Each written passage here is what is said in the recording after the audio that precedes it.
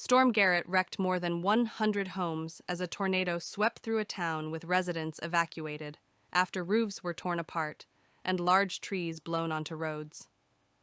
A supercell thunderstorm barreled across Greater Manchester overnight, causing major structural damage to houses in Stalybridge, Tameside, just before midnight.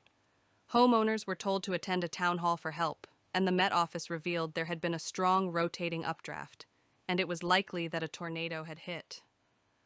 Greater Manchester Police confirmed officers were called to numerous reports of significant damage at about 11:45 p.m. last night and declared a major incident.